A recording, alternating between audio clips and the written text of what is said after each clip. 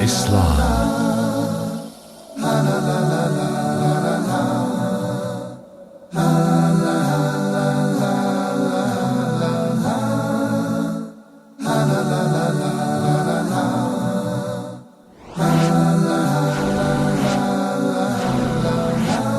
Islam 101. The last episode, we dealt with the issue of a nikah in al-Islam, or marriage in al-Islam. And we had a number of comments that were made by some of the viewers who have been following our program, that they wanted this program to continue in terms of the discussion. So we're going to add another program for you, the respected audience, hopefully to get more benefit concerning this most important topic. Because, as we mentioned, if a person doesn't get married the correct way, as a result of that, there are some evil and negative ramifications. It may be that his children who come as a result of that marriage, they may be considered to be illegitimate children. And he may be considered even to be a person who is committing zina, adultery, or fornication. So we want to recap very quickly the 5 conditions of the marriage, and then we're going to go to our students who have quite a few questions that are new questions and questions that were connected to the last program, the last episode.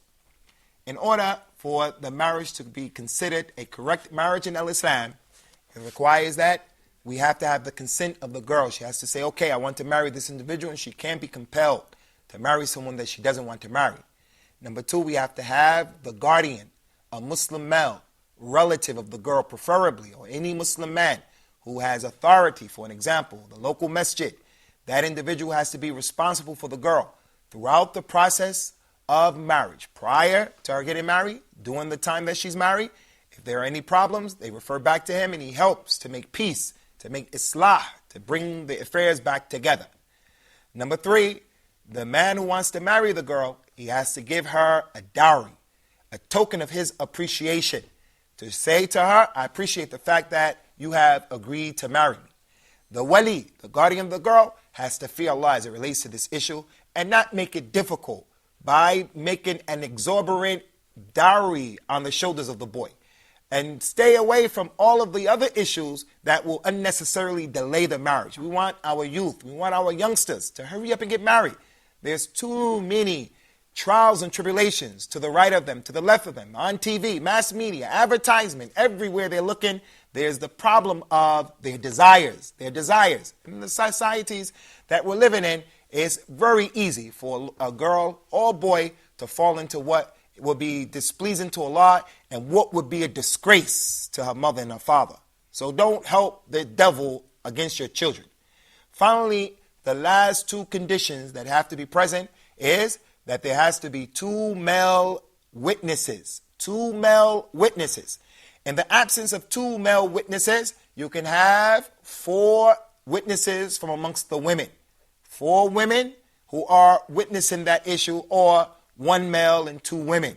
This is the correct 5 conditions that have to be present concerning the dowry in al-Islam, concerning the marriage in al-Islam. So we're going to open up the floor, inshallah, in the discussion, answer the questions of all of the brothers. We're going to start with my brother Sardar, inshallah. Sardar, go ahead. Okay, my question is that in Islam, men can have several wives, but women cannot have several husband, I mean.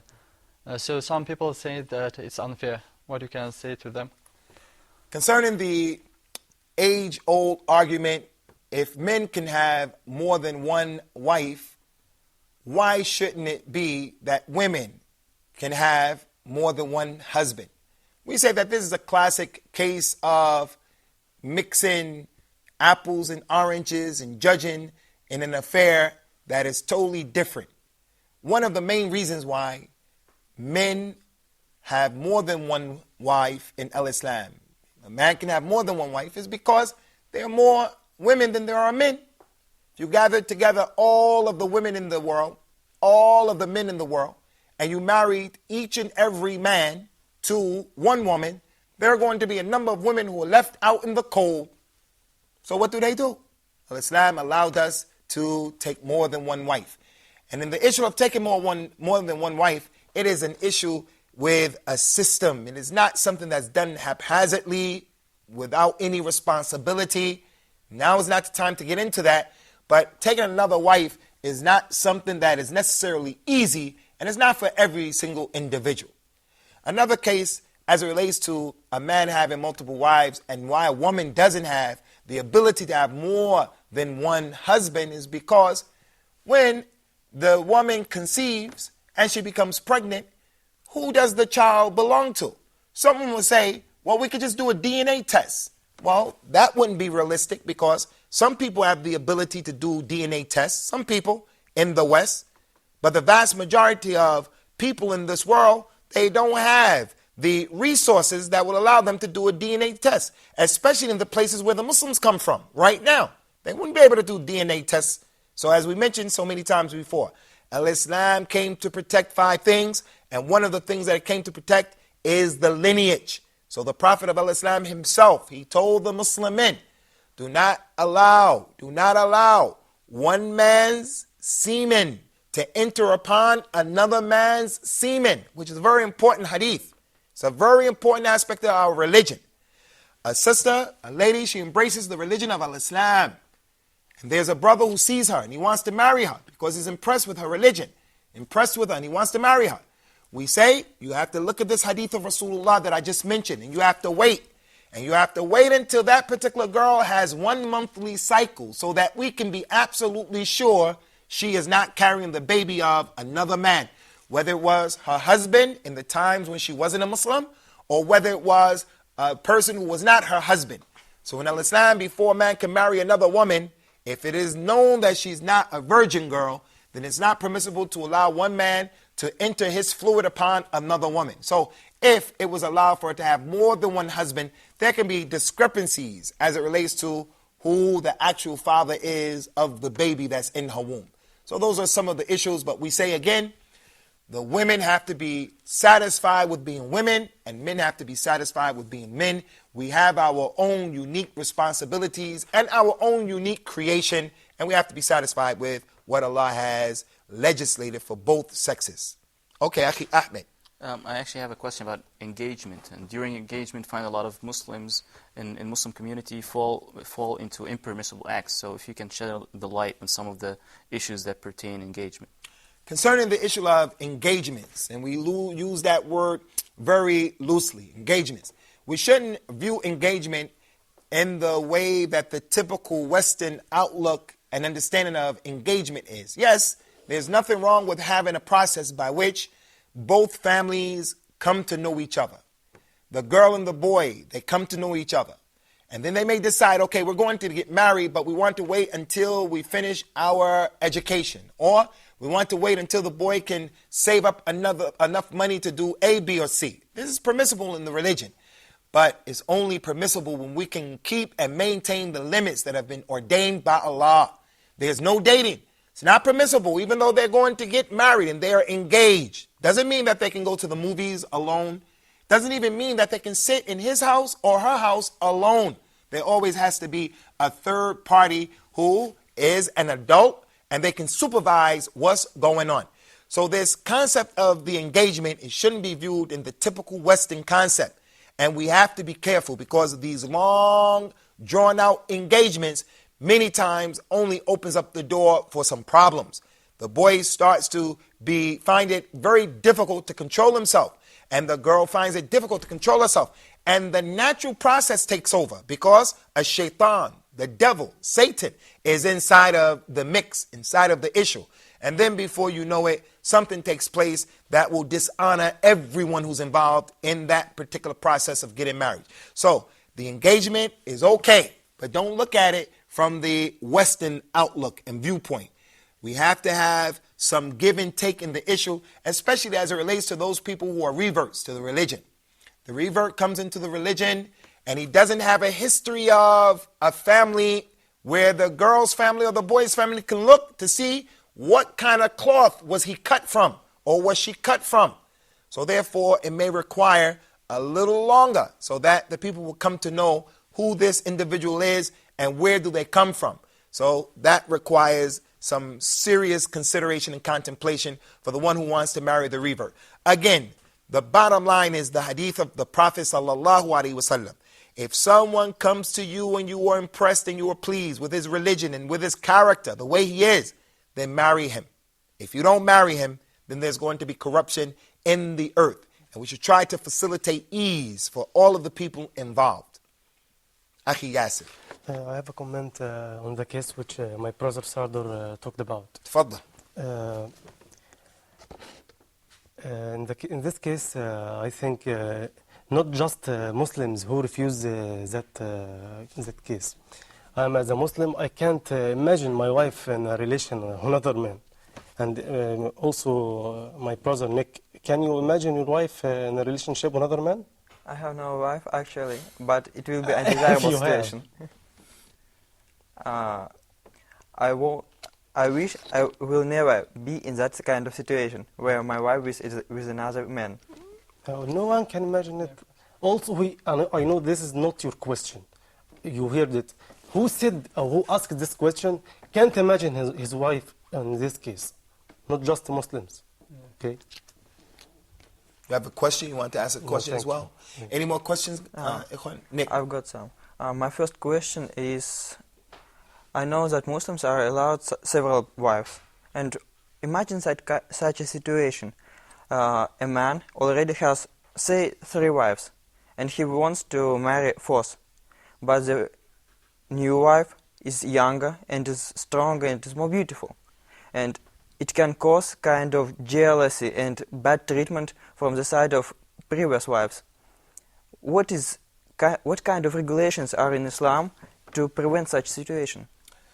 Concerning this issue of the plural marriage, I think that there needs to be an episode that will be dedicated to the fiqh and the understanding and how to practice plural marriage correctly. Because as I mentioned, plural marriage is a misunderstood aspect of our religion, even by Muslims. And it's not practiced all the time in the correct way.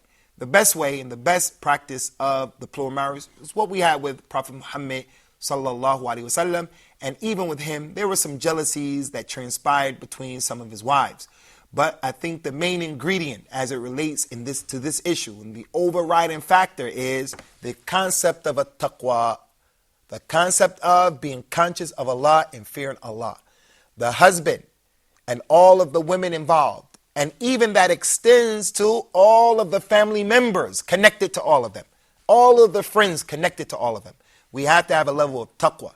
With God consciousness and with taqwa, people will avoid oppressing each other and avoid falling into that which is not permissible. So we're going to stop right here, inshallah, and we'll come back to this issue after the break. We hope that you'll tune in. May Allah make it easy for all of us. Islam 101. Amazing stories. The stories of the Quran, as well as the stories that were told to us by our beloved Prophet Muhammad ﷺ, are not fairy tales. They are not stories that were made up to convince us of something. They are true stories that actually happened. They said in the masjid, the Prophet ﷺ is talking. They said, Subhanallah, baqaratun takallam. They said, Subhanallah, a cow that speaks. Allah subhanahu wa ta'ala has created this universe, my dear brothers and sisters, in such a beautiful way that everything is balanced, that every creature has a specific function, that they do not go outside of that frame. See, subhanallah, how the Prophet ﷺ is telling us about the story that happened before us.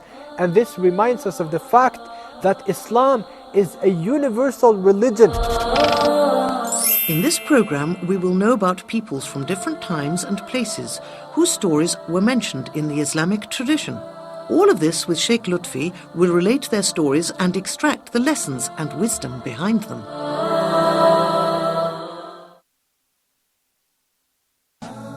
Islam 101.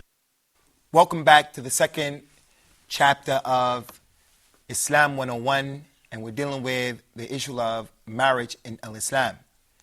We were speaking about a number of issues, and we left off with the last point concerning everyone fearing Allah as it relates to the plural marriage issue, the husband who has multiple wives. he has to fear Allah. His wives have to be people who fear Allah. And all of their relatives also have to be conscious and diligent in trying to fear Allah. And this is going to minimize the problems and not allow the problems to get out of hand, which will ultimately lead to people being unhappy, which will also lead to divorces. And then we have all of the other social issues that come as a result of that. Children who are growing up in fatherless homes. So every man, he has to fear Allah.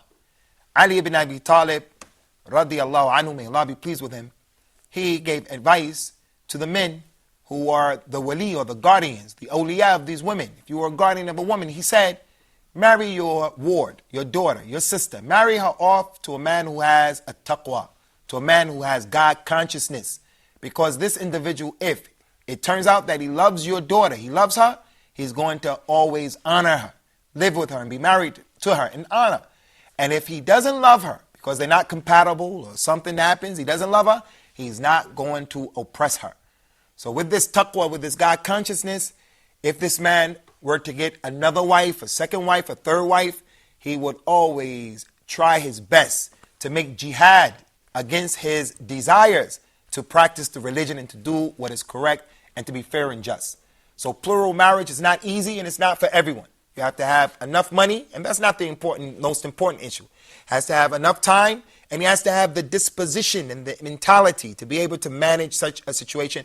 And in addition to that, he has to have a group of women who have harmony between themselves. He cannot be married to one woman who is like fire in her personality. Then he's going to bring into the equation a woman who's like gasoline or petrol. It doesn't work and it doesn't make sense. So it's not about your desires. Marriage is about helping to build and to further the cause of the Islamic community. We want to shift gears now. We want to leave the issue of marriage altogether as it relates to our explanation. Maybe another question will come about marriage. We'll deal with that. And we want to go into the next topic that's connected to marriage, and that is the divorce, talaq. Getting divorced in Islam. Many people misunderstand this point as well from the Muslims. They think that when you want to divorce a lady, please pay attention to this issue, Muslim or non-Muslim. It is not correct when a man wants to divorce his wife that he says to his wife, you're divorced, you're divorced, you're divorced. That is not the correct understanding. Nor is it correct for him to say, you're divorced, and then he waits a month, and then he says you're divorced, and then he waits the third month, and then he says you're divorced. This is not the correct way of divorcing the woman.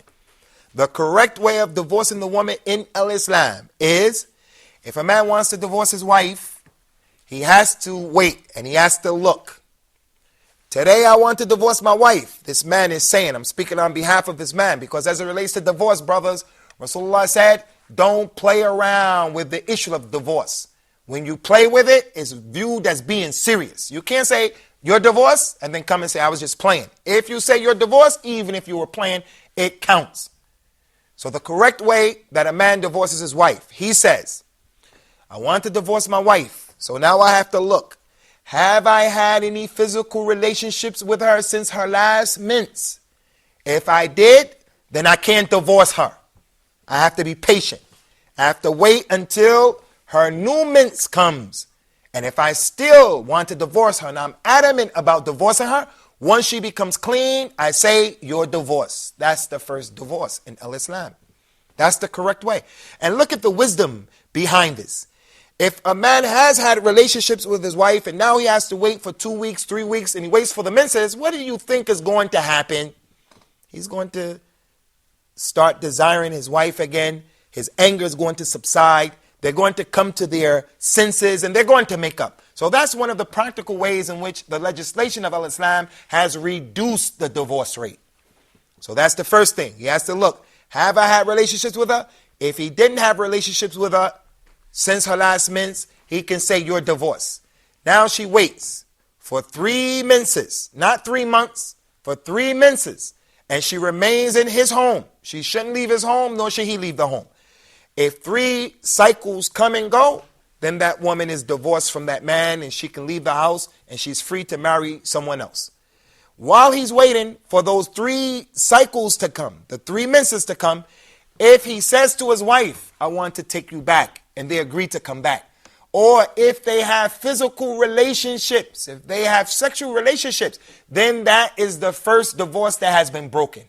They live together for 5 more years. Something happens. He becomes upset. He wants to divorce her. He follows the same process. He says, did she have her cycle yet? If she didn't have her cycle, he can say you're divorced. Now she's waiting for 3 cycles again. If he brings her back by saying it, or he has relationships with her, then that's the second divorce. They come together. 3 cycles is very important, that it's not 3 months. So now he's on 2 divorces. He divorced her the first time that I explained to you. He did the same thing the second time. You have to look. Did she have a cycle? If she had her cycle, you have to wait until a new cycle comes. If you are adamant about divorcing her, you can divorce her. If she didn't have a cycle, then you can divorce her right then, and she can wait, and she has to wait for the 3 monthly cycles.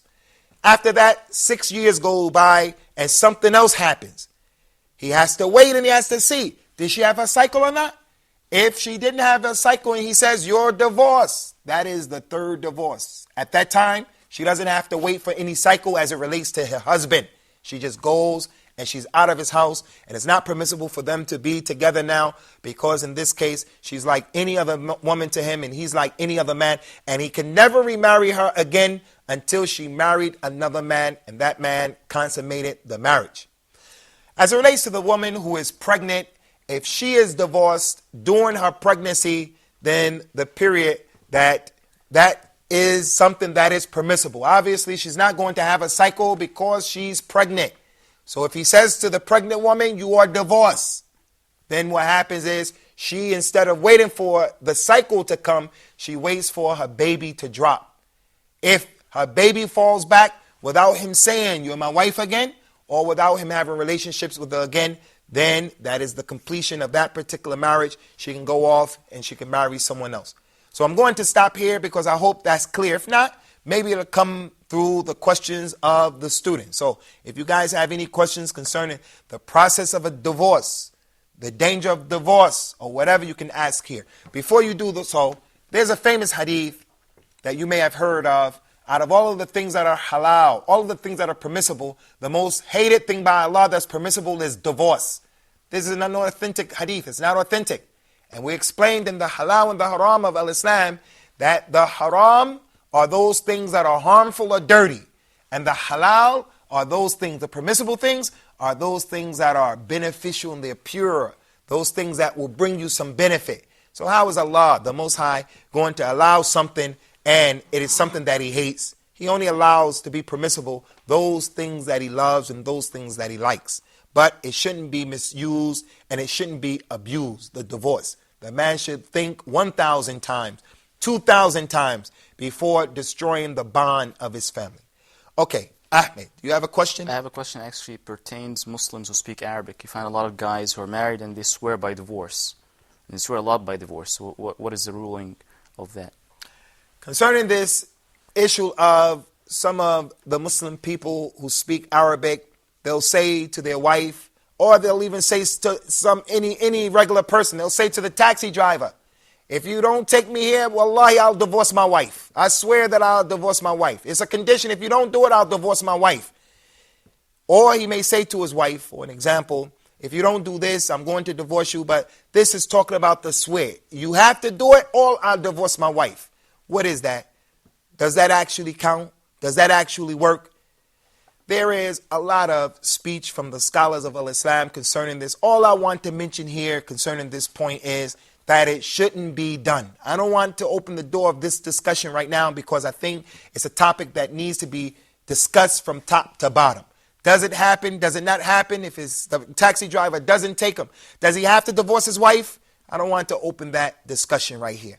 All I say is people should avoid using that type of swearing. To swear, you should just say wallahi or swear by one of the characteristics of Allah and not swear by the divorce. Yes. Do I have some responsibilities towards my wife after divorcing, according to Islam regulations? If a man divorces his wife, does he have any responsibility towards her after the divorce? Of course he has responsibilities towards her, especially if she has children.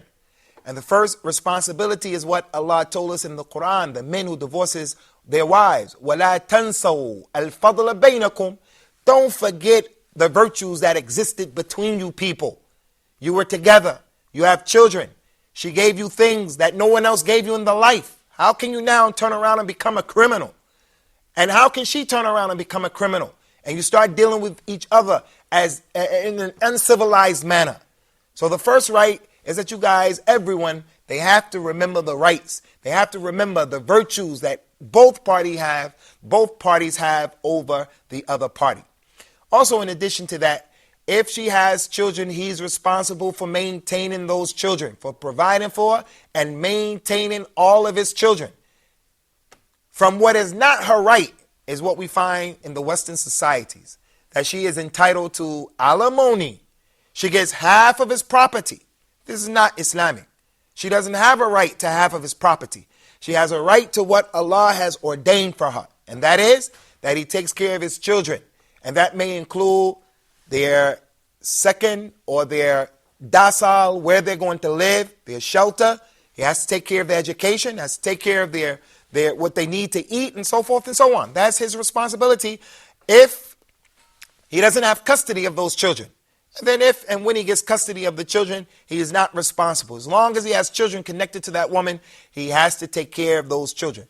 But if he doesn't have any children connected to her, then she's a regular Muslim. He makes dua, supplication for her, and that's it. He doesn't have any responsibility to that particular woman. He divorces a woman and he continues to pay for the next 25, 30 years money as alimony to her. This is not permissible. This is not permissible, and it's not from our religion. So we want to tell our sisters, especially in the West, be careful about using the laws of the non-Muslims, the disbelievers, in order to oppress the Muslims. Like going to the court of law in the secular countries like the US and the UK, and you bring the man up on charges and they give you half of his earnings. This is not permissible. This is stealing in religion of Islam. This is sariqah, stealing, and it's not permissible. I don't think we have any more time. I'm sorry, guys. Inshallah, I'll be sure to let you guys get the first question in the next episode. Bidhnillah. We're going to bring this topic about marriage and divorce to a close. Hot topic.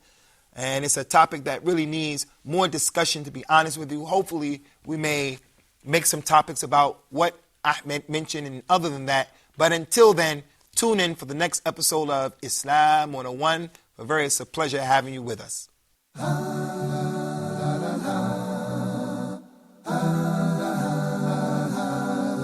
Islam.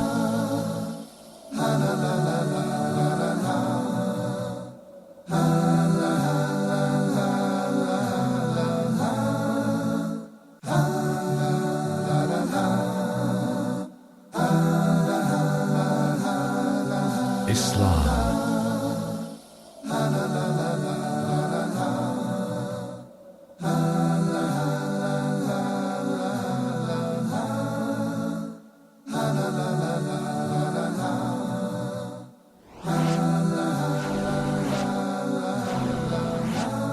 Islam.